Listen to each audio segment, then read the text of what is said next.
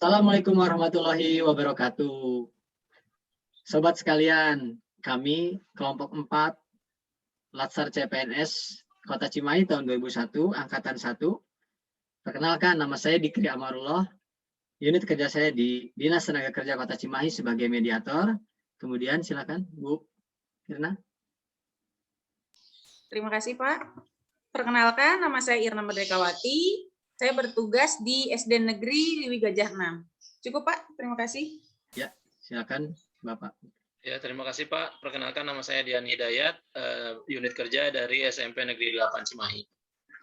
Oke, sobat sekalian, kami bertiga di dalam kelompok akan mencoba berdiskusi, menganalisa suatu masalah untuk mencapai solusi permasalahan berdasarkan tugas kita di Latsar ini.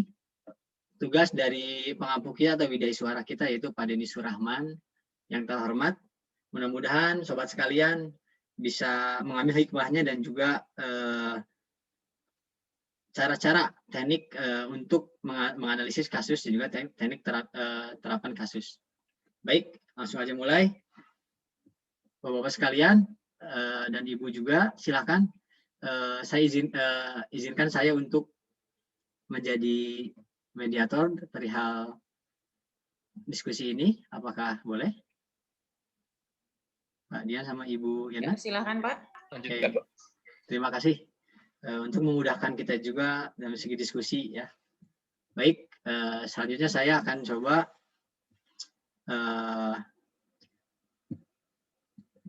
ini permasalahannya untuk apa? Melihat permasalahannya yang diberikan tugas oleh Pak Denny. Sebentar, saya akan share dulu. Oke. Kasusnya terkait komitmen seorang pegawai, Bapak Ibu. Sebelumnya sudah kita baca juga ya terkait kasus ini. Ada dua permasalahan kita sudah baca. Ada dua permasalahan di sini. Yang pertama terkait pimpinan yang memberikan statement terhadap anak buahnya atau pegawainya karena lembaga tersebut sedang terjadi atau kemerosotan karena ulah pegawai menurut si pimpinan ya. Yang kedua yaitu terkait bos atau pimpinan di suatu lembaga juga ketika diskusi dia mengutarakan kepada pegawainya yang intinya boss is always right, rule number boss is always right, kemudian when boss is not right, she rule number 1. Jadi bos tidak pernah salah atau pimpinan tidak pernah salah, itu sih kesimpulannya. Terus pertanyaannya di sini kita kaji analisis ya sebagai dari sudut komitmen pegawai, bagaimana menghadapi pimpinan yang seperti kasus di atas. Oke, langsung saja saya ingin melihat atau pendapat dari Bu Irna dulu ya, Bu Irna terkait kasus yang nomor 1 ini, bagaimana masalahnya atau analisis kasusnya dari Bu Irna, silakan. Ya, terima kasih waktunya Pak. Ya. Setelah saya simak kasus ini ya Pak ya, bisa saya ambil dua permasalahan. Yang pertama itu masalahnya ada di pegawainya, yang kedua ada masalah di pemimpinnya. Yang pertama itu sebentar, masalah apa sih yang ada di dalam pegawainya? Bu Irna sebentar, mohon maaf. Ya, saya potong dulu. Pak Dian sambil memperhatikan ya Pak Dian, jadi biar bisa tahu nanti pendapat dari Bu Irna seperti apa. Silakan nanti mau interupsi atau enggak ada masukan lagi. Ya, Pak. Oke, silakan Bu Irna teruskan. Ya, saya lanjutkan ya Pak. Nah, tadi sampai masalah apa sih yang ada pada pegawai itu? Yang pertama itu adanya kemerosotan, kemudian tidak adanya komitmen, dan tidak adanya rasa memiliki pada lembaga itu. Nah, kemudian masalah pada pemimpinnya itu, ini mencerminkan bahwa pemimpin ini adalah pemimpin yang autokrasi. Ini terlihat dari ketika pemimpin ini mengatakan, banyak poin-poinnya ya Pak ya. Pertama, jangan protes. Kedua, kalian tidak usah melawan, tidak usah protes, kalian tetap saja kalah. Nah, ini mungkin dari kata-kata itu sudah mencerminkan jiwa kepemimpinannya seorang otoriter gitu Pak. Itu menurut saya Pak. Oke. Bu Ina, kita permasalahan soal nomor 1 dulu ya, yang pertama dulu. Baru Ya. nanti masuk ke yang kedua, yang basis selek. Oke, yang ke-1 berarti tadi dari masalahnya di kemerosotan, kemudian komitmen, dan juga tidak ada rasa memiliki dari pegawai ya. Dan juga dari sisi pimpinannya yaitu Ya. otoriter ya. Ya, iya betul sekali. Oke, sip, terima kasih. Pak Dian, silakan. Bapak. Untuk soal nomor 1 bagaimana? Oke, terima kasih Pak. Bu, izin menyampaikan tanggapan saya terkait permasalahan. Mohon maaf, Pak Zikri, boleh tidak saya menyampaikan tanggapan secara langsung untuk permasalahan pertama dan kedua? Mohon izin. Silakan kalau memang itu bisa disatukan permasalahannya sama, silakan. Terima kasih Pak. Setelah saya lihat permasalahan tersebut, dari kedua permasalahan saya bisa menarik kesimpulan, dalam arti kesimpulan permasalahannya, saya mendapati kedua masalah ini dilatar belakangi karena karena pemimpinnya yang kurang begitu menghargai hasil karya pegawai. Jadi akibat yang muncul atau yang terlihat di situ adalah karena pimpinannya kurang begitu bisa menghargai hasil karya pegawai. Itu tercermin dan terlihat dari masalah pertama yang diucapkan oleh pimpinannya dalam bentuk misalnya ujaran dari jadi apa yang membuat pegawai di lembaga kita seperti ini. Itu menandakan merendahkan kemampuan yang sudah dimunculkan oleh pegawai, terlepas dari sejauh mana kemampuan tersebut tercermin, pegawai tersebut mencerminkan atau mengaktualisasikan begitu. Jadi mungkin di sini kalau melihat dari kasus memang ya pemimpin menonjolkan kekurangan, misalnya kurang begitu bisa menyikapi pegawai yang ada kekurangannya. Tapi di sisi lain juga saya melihat di sini ada hubungan timbal balik gitu. Jadi kekurangan dari segi misalnya pegawainya. Kekurangan dalam hal misalnya dia kurang dalam hal kinerjanya, kurang berinovasi, kurang bisa membagi waktu dan lain sebagainya. Jadi satu hal barangkali untuk kedua masalah ini sekali lagi saya sampaikan bahwa ada kesamaan dalam hal kekurangan pimpinan dalam menyikapi kemampuan pegawai atau hasil kerja pegawai. Saja barangkali untuk sementara Pak. Terima kasih. Ya, terima kasih Pak Dian. Pak Dian berarti mengeneralisir kasus ini ya. Jadi sama-sama memang ada faktor yang kesamaan ya dari segi permasalahannya. Oke, Bu Irna bagaimana? Apakah ada tanggapan terkait ini Pak Dian, pernyataan Pak Dian yang bisa mengeneralisir semuanya menjadi satu permasalahan yang sama dari segi pegawai dan juga pimpinan? Ya, sudah cukup jelas Pak. Oke. Saya setuju apa yang diungkapkan oleh Pak Dian. Oke. Baik. Ya, kalau gitu saya juga coba ya sebagai moderator mungkin ya di formalnya, tetapi tetap saya harus memberikan pendapat juga ya.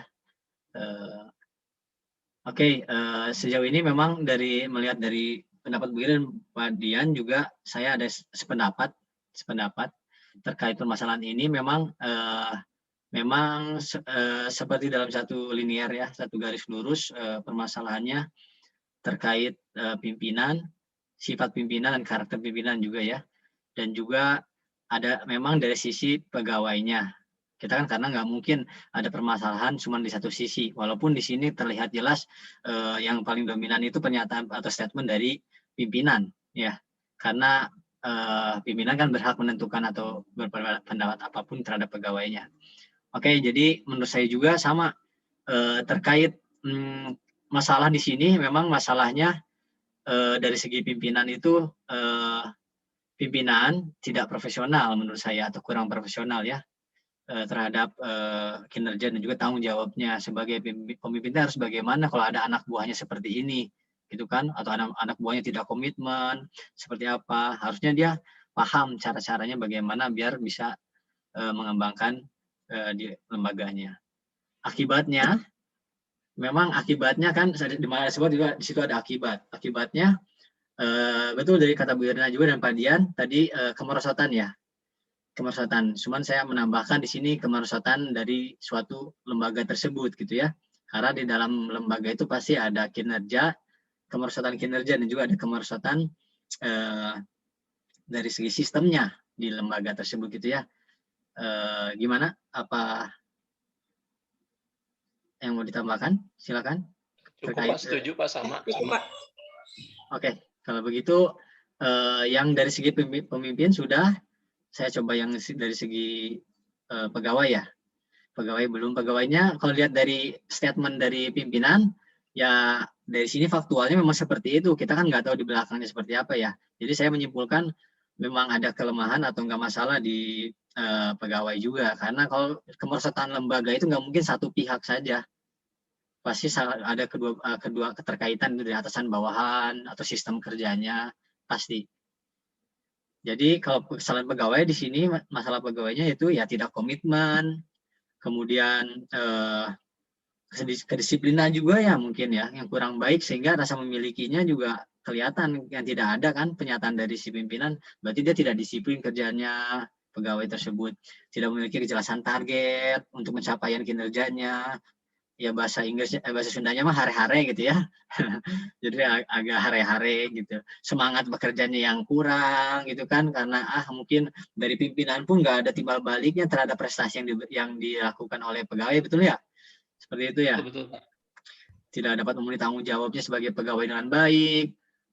Kemudian dari segi ini juga hubungannya mereka juga kan, baik pimpinan pegawai juga tidak memiliki rasa kepentingan bersama untuk memajukan lembaganya gitu ya, karena mereka punya masalah masing-masing gitu ya, tidak ketemu, jadi kepentingan bersama juga tidak ada, kerjasama pun pasti tidak ada, timbullah akibatnya kemerosotan lembaga.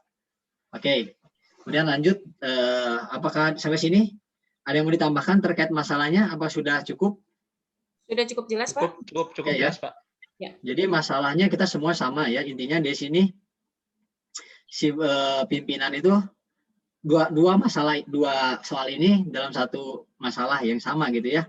Ada si bos, ada pimpinannya, ada si pegawainya, betul kan ya, Bu Ira, Pak Dian? Ya. Oke, jadi ada masalah di situ. Betul.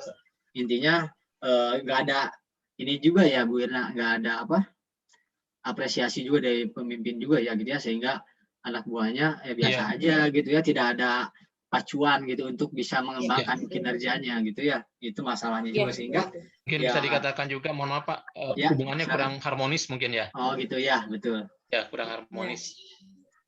Ya, oke. Selanjutnya solusinya bagaimana nih? Silakan kita bagi Bu Irna dan Pak Dian, mungkin berhubung waktu yang mepet ya. Bu Irna 1 menit, Pak Dian 1 menit, saya 1 menit. Silakan dimulai Bu Irna. Solusinya seperti apa?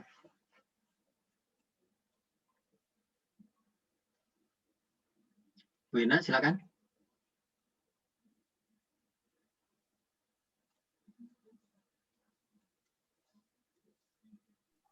Ya, mohon maaf. Ya, untuk solusinya dari pegawainya itu, karena tadi saya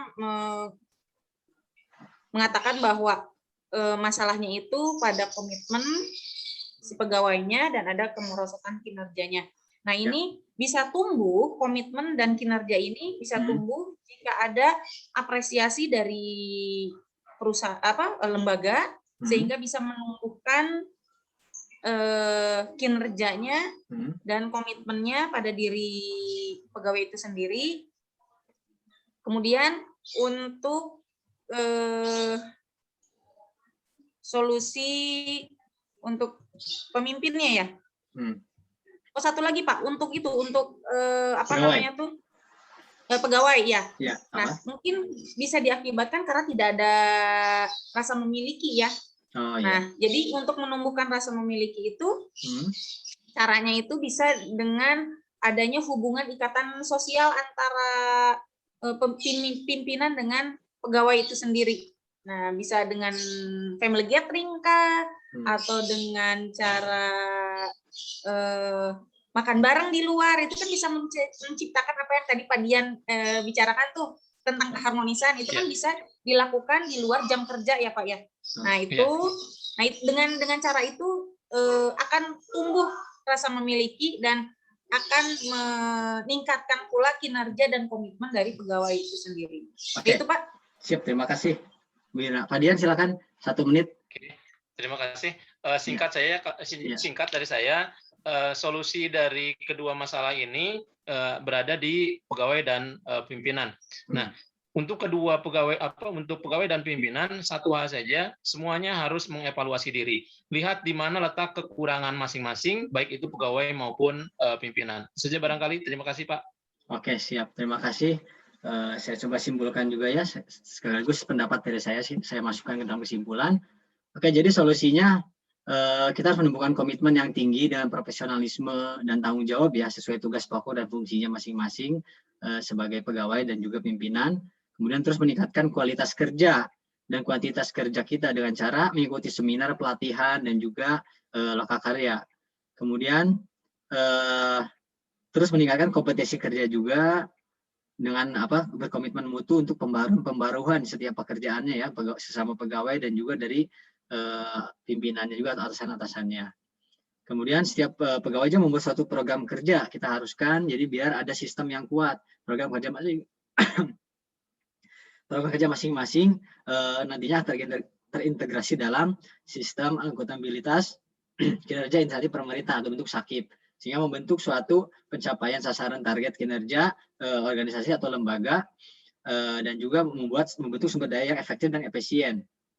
Kemudian menjalankan fungsi pengawasan dari pimpinan sehingga bisa ada awareness atau kepedulian juga dari atasan kan ya, pimpinan untuk ke bawahan, dan juga apresiatif tadi ada semacam hiburan juga mungkin ya, atau enggak ikatan sosial juga sehingga menemukan saling kepedulian, kerjasama dan komitmen sehingga kepentingan bersama pun tercapai dalam solusi untuk tujuan-tujuan bersama di organisasi atau lembaga.